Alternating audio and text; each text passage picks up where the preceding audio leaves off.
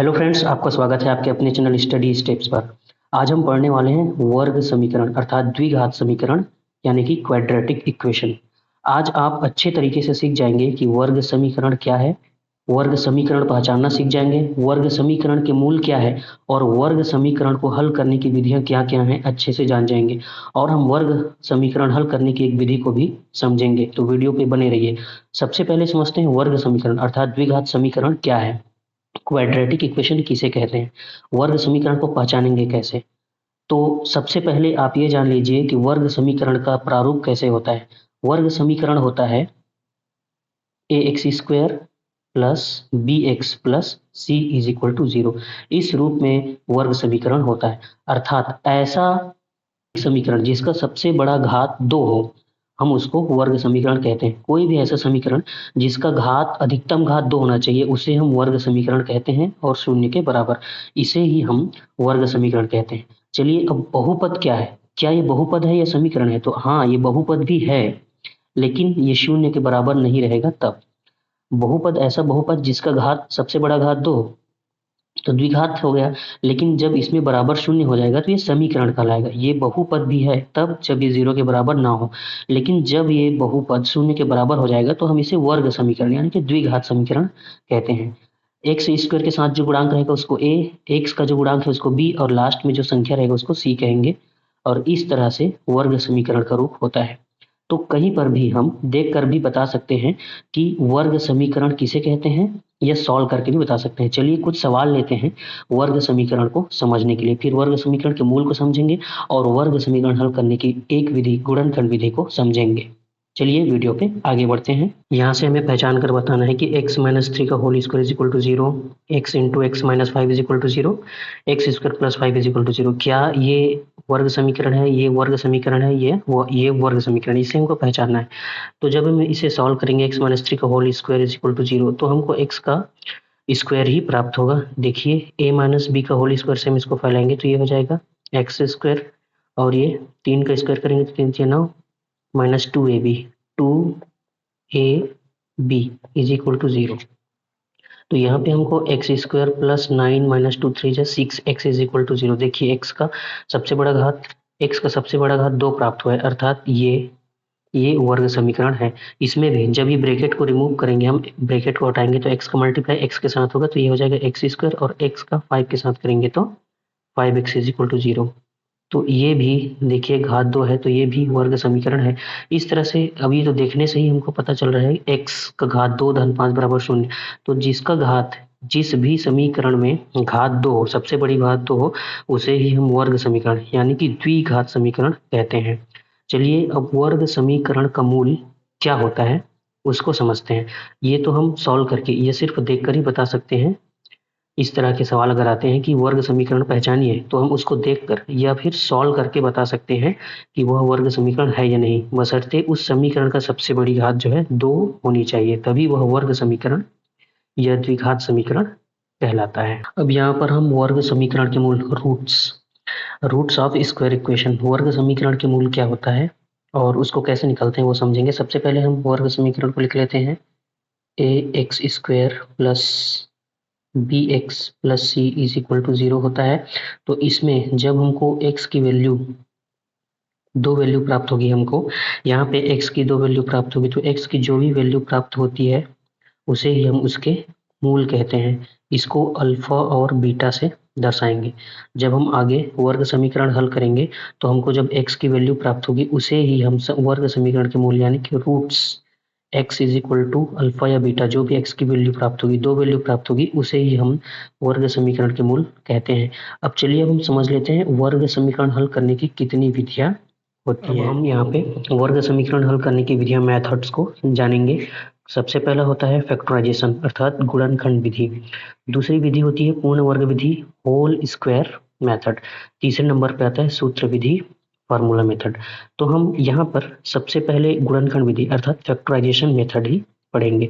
वर्ग समीकरण को हम सबसे पहले गुणनखंड विधि फैक्टराइजेशन मेथड से सॉल्व करेंगे। तो चलिए वीडियो पे आगे बढ़ते हैं और गुणनखंड विधि को अच्छे से समझते हैं। चलिए यहाँ पर हमने एक सवाल ले लिया है, three x square minus eleven x plus ten is equal to zero.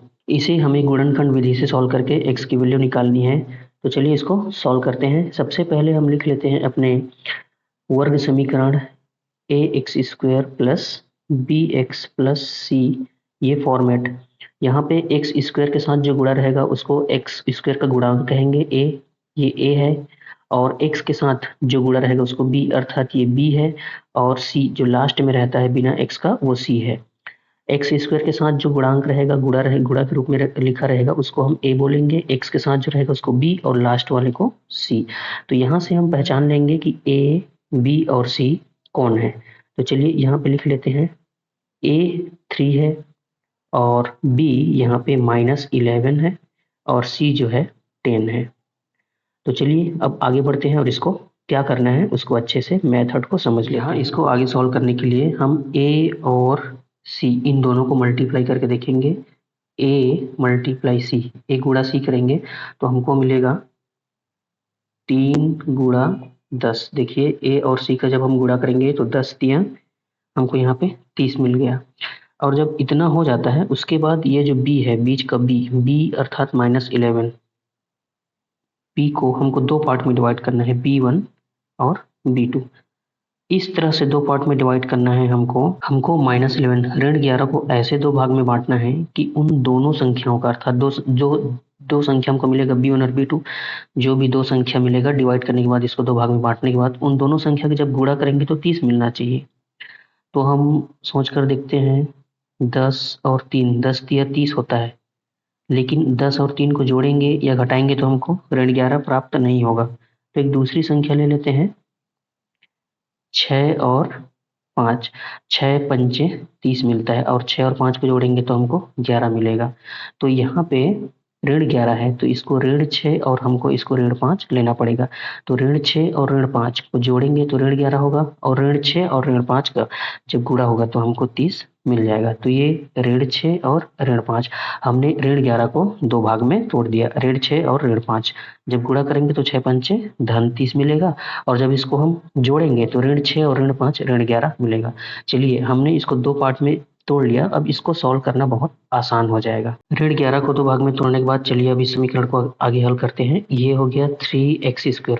अब -11x² है उसको लिख लेंगे -6x -5x। ये दो भाग में टूट के यहाँ से हमने तोड़ा था, +10 को यहाँ पे ऐसे लिख लेंगे एकदम आसानी से। ये अब यहाँ से हम पेयर बना लेंगे, ये पेयर बन गया, ये पेयर बन, दो का पेयर बनाने के बाद इसको हम ब्रैकेट में लिखेंगे। चलिए ब्रैकेट में कैसे लिखेंगे, 3x² -6x। अब यहाँ पे देखिए, यहाँ पे माइनस है तो माइनस को यहाँ पे लिखेंगे, और जब हम ब्रैकेट लगाएंगे तो अंदर के साइन को हमको बदलना पड़ेगा। ये तभी करेंगे जब यहाँ पे कोई ऋण का चिन्ह आ जाए। तो हमने ऋण लगाया, यहाँ पे ऋण लगाया और ब्रैकेट बंद किया। अब ये 5x + 5x हो जाएगा, और ये +10 हो जाएगा -10। ये बहुत ध्यान देने वाली बात है, अगर बीच में ऋण आया तो ऋण लगाकर कोष्ठक लगाएंगे तो इधर का चिन्ह हमको बदल देना पड़ता है, धनात्मक को ऋणात्मक, धनात्मक को ऋणात्मक और ऋणात्मक को धनात्मक। ये इसको ऐसे लिख देंगे। चलिए अब इसको सॉल्व करते हैं। यहाँ पर ब्रैकेट क्लोज कर देने के बाद यहाँ से हमको उभयनिष्ठ निकालना होता है। उभयनिष्ठ कैसे निकलेगा, ध्यान से देखिए। सबसे पहले संख्या निकालेंगे, जो दोनों में रहेगा वही बाहर निकलेगा। यहाँ पे 3 यहाँ पर भी है, यहाँ पर भी 3 दूने 6, तो 3 को पहले निकाल देंगे, और x भी दोनों जगह, तो 3 और x निकलेगा। यहाँ पे देखिए 3 और x निकालेंगे तो 3 बाहर हो गया और x भी बाहर हो गया। x का घात 2 है तो सिर्फ x, एक ही x बचेगा। ऋण है तो ऋण, 3 दूने 6, x तो बाहर हो गया है तो नहीं, कुछ नहीं रहेगा वहां पे। 3 दूने 6 और x बाहर हो गया तो सिर्फ 2 लिखेंगे। ऋण है तो ऋण। अब यहाँ से 5 निकलेगा, 5 एकम 5, 5 दूने 10, x तो एक ही जगह है तो x नहीं निकलेगा, तो सिर्फ 5 को यहाँ पे लिखेंगे डॉट करके ब्रैकेट। 5 तो बाहर हो गया तो सिर्फ यहाँ पे बचा x, ये ऋण है। 5 दूने 10, इधर 0 कर देंगे। ध्यान देने वाली बात यह है कि जब भी आप उभयनिष्ठ निकालेंगे तो इस कोष्ठक में जो आएगा वही इस कोष्ठक में भी आना चाहिए, तभी हमने सही बनाया है। अगर इन दोनों में अलग अलग आ रहा है तो हमारा उभयनिष्ठ गलत बन रहा है, समझिए। तो चलिए, हमारा तो इन दोनों कोष्ठक में सेम आया, x-2 यहाँ पर भी, x-2 यहाँ पर भी, तो हमारा सही है। अब क्या करेंगे, जो कोष्ठक के बाहर है अर्थात 3x - 5, ये 3x और ऋण 5 को एक यहाँ पे ब्रैकेट बनाइए, और 3x ऋण 5 को इस कोष्टक में ऐसे लिख देंगे, डॉट करके दूसरे ब्रैकेट में x माइनस टू जो दो ठो है उसको एक कोष्टक में ऐसे लिख देंगे। दोनों को नहीं लिखना है, सिर्फ एक को लिखना है। पहले कोष्टक में जो ब्रैकेट से बाहर है 3x माइनस 5 उसको लिखेंगे, डॉट करके दूसरे ब्रैकेट में ये जो दो ठो है x माइनस टू एक को लिखेंगे, इक्वल टू करके 0 कर देंगे और यहाँ से हम x की वैल्यू निकालेंगे। चलिए इस कोष्टक वाले को भी 0 के बराबर, इसको भी 0 के बराबर कर देंगे। 3x minus 5 is equal to 0 और x minus 2 is equal to भी हमको 0 मिल गया। चलिए यहाँ से हम x की वैल्यू निकालते हैं। ये हो गया 3x माइनस 5, इधर आएगा तो हो जाएगा प्लस 5। यहाँ से x की वैल्यू निकालेंगे तो 3 यहाँ पे मल्टीप्लाई है, गुणा रहता है तो इधर आके हो जाता है भाग। ये हो गया। यहाँ पर x माइनस 2 है तो x माइनस 2 तो माइनस 2 इधर जाके हो जाएगा प्लस 2। तो हमको x की वैल्यू प्राप्त हो गई है, एक 5/3 और एक हो गई प्लस 2, अर्थात x की वैल्यू हमको 2 मिला है, 5/3 और 2। और यही वर्ग समीकरण का हल है। x की वैल्यू 5/3 और 2 यही वर्ग समीकरण का हल है, या यही इस हमारा क्वेश्चन जो था उसका मूल भी इसी को कहेंगे, 5/3 और 2 को। चलिए एक और सवाल लेते हैं ताकि आपको वर्ग समीकरण का हल करने का गुणनखंड विधि और अच्छे से समझ में आ जाए और आपका कॉन्सेप्ट क्लियर हो जाए। चलिए फ्रेंड्स, हमने एक अगला सवाल ले लिया है 5x² प्लस 3x माइनस 2। इसको सॉल्व करने के लिए चलिए पहले हम वर्ग समीकरण ax² plus bx plus c is equal to 0 लिख लेते हैं। x² का गुणांक a, x का गुणांक b और लास्ट में जो रहेगा वो c कहलाएगा। अर्थात यहाँ पे ये जो 5 है वो a है और ये b है और -2 है c। इसको हम अलग से लिख लेते हैं। चलिए यहाँ पे a जो है वो 5 है, b है 3 और c है -2। a का वैल्यू 5 है, b का वैल्यू 3 है और c का वैल्यू -2 है। तो हम क्या करेंगे, सबसे पहले a और c अर्थात a मल्टीप्लाई c, a और c का गुणा करके देखेंगे। 5 गुणा ऋण 2, 5 गुणा ऋण 2 करेंगे तो हमको मिल जाएगा 5 दूने ऋण 10, ऋण 10 मिल गया। अब गुणा करने के बाद हम इस b को यानी कि 3 को दो भाग में तोड़ेंगे। b को जब हम दो भाग में तोड़ेंगे, एक मिलेगा b1, एक मिलेगा b2। तो चलिए 3 को दो भाग में डिवाइड कर लेते हैं। तो 3 को ऐसे दो भाग में तोड़िए कि गुणा करने पर आए 10, गुणा करने पर आए 10 और जोड़ने घटाने पर मिले 3। तो गुणा करने पर तो सिर्फ दो संख्याएं हैं, एक 5 और एक 2। 5 दूने 10 होता है। ऐसी कोई और संख्या है, जैसे 10 एकम 10 होता है, तो 10 एकम 10 होता है, लेकिन 10 और 1 को जोड़ेंगे तो 11 और घटाएंगे तो 9 मिलता है। तो 10 और 1 को नहीं लेना है हमको लेना है 5 और 2। 5 दूने 10 मिल रहा है और 5 और 2 को जोड़ेंगे तो 7 आ रहा है, लेकिन हमको 7 नहीं 3 चाहिए। तो हमको 5 में से 2 घटाएंगे तो 3। यहाँ पे ध्यान रखेंगे, जब इसको दो भाग में बांटेंगे ना तो दो भाग को जोड़ने पर या घटाने पर, दो कंडीशन है, या तो जोड़ने पर या घटाने पर 3 मिलना चाहिए। गुणा करने पर यहाँ पर जो गुणा किए रहते हैं उतना आना चाहिए। तो 5 दूने 10 गुणा करने पर तो आ रहा है, लेकिन यहाँ पर 5 और 2 को जोड़ने पर हमको 3 नहीं मिल रहा है, लेकिन हमको 5 और 2 को जब घटाएंगे तो 3 मिल ही जाएगा। 5 दूने 10 और 5 में 2 घटाएंगे तो 3, मतलब ये जो संख्या हमने चुना है वो बिल्कुल सही है। लेकिन हमको ध्यान देने वाली बात यह है कि 5 में से 2 घटाएंगे तो 5 में से 2 घटाएंगे और हमको यहाँ पे धनात्मक चाहिए। देखिए धन 3 है, तो यहाँ पे जो सबसे बड़ी गलती होती है, पहले ध्यान देंगे यहाँ पे हमको धन 3 लाना है और यहाँ पे घटाने की क्रिया हो रही है, तो एक ऋणात्मक और एक धनात्मक रहेगा। तो कौन ऋणात्मक और कौन धनात्मक रहेगा उसको समझने के लिए सबसे पहले देखेंगे यहाँ पे कौन सी संख्या है, धनात्मक है। जब ये धनात्मक है तो इन दोनों में बड़ा कौन है, बड़ा 5 है, तो बड़ा वाला ये धनात्मक रहेगा, तो बड़ा वाला संख्या को भी धनात्मक लेना है और जब ये धनात्मक हो गया तो इसको अपने आप ऋण कर देना है। ठीक है, अगर ये ऋणात्मक रहता तो बड़ा वाला संख्या को ऋणात्मक लेते तो ये अपने आप धन हो जाता। मतलब ये संख्या जिसको दो भाग में तोड़ना है उसके चिन्ह को देखना है और उसी का जो चिन्ह रहेगा वो बड़े का चिन्ह ले लेना है, बड़ी संख्या का, और छोटे का जस्ट विपरीत हो जाएगा। अगर ये धनात्मक है तो ये भी धनात्मक, तो ये ऋणात्मक। अगर ये ऋणात्मक रहता तो इसको भी ऋणात्मक कर देते तो ये धनात्मक हो जाता। चलिए धन 5 और ऋण 2 ले लिया है, अब इसको आगे सॉल्व करते हैं। यहाँ पे हम 5x², धन 3x है, इसको दो भाग में तोड़ देंगे, 5x ऋण 2x। चलिए 5x ऋण 2x, ऋण 2 है तो ऋण 2 बराबर 0। अब यहाँ से दो दो का पेयर बना लेंगे और इसको कोष्टक में लिख देंगे। यहाँ पे कोष्टक बना लीजिए, ये हो गया 5x² plus 5x bracket close. यहाँ पे ऋण आ गया, देखिए ऋण लगा के कोष्टक लगाएंगे तो अंदर का चिन्ह बदल जाएगा। पिछले सवाल में भी हमने किया था, इसमें भी हो रहा है। ऋण 2x यहाँ पे हो जाएगा धन 2x, ऋण 2 हो जाएगा धन 2, ऋणात्मक को धनात्मक, धनात्मक को ऋणात्मक बनाते हैं। यहाँ पे जैसे ही ऋण आएगा और ब्रैकेट क्लोज करेंगे तो साइन चिन्हों का बदलाव हो जाएगा। जैसे ही ब्रैकेट वाला काम हो गया तो यहाँ से अब उभयनिष्ठ वाला काम करेंगे। उभयनिष्ठ निकालेंगे, यहाँ 5 है, यहाँ पर भी x, जो दोनों में रहेगा उसी को उभयनिष्ठ निकालते हैं। उभयनिष्ठ का मतलब ही यही है, 5 यहाँ पे भी, x यहाँ पे भी, तो 5x यहाँ से भी निकलेगा, यहाँ पर भी 5, यहाँ पर भी x, तो 5x निकलेगा। तो उसको निकाल दिए, डॉट करके ब्रैकेट क्लोज कर दिए। 5 बाहर हो गया, x का घात 2 है और एक x बाहर हो गया तो एक ही x बचेगा। धनात्मक है तो धनात्मक चिन्ह को लिखेंगे, 5 भी बाहर, x भी बाहर, कुछ नहीं बचा अर्थात 1। 5x से कम 5x ऋण, ऋण है तो ऋण। अब यहाँ से क्या निकलेगा 2, x तो यहीं पर है, 2 दोनों जगह है तो 2 को बाहर निकालेंगे, x यहाँ पे बच गया धन 2, 1 कम 2, कुछ नहीं बच रहा तो 1 लिखेंगे, ये हो गया।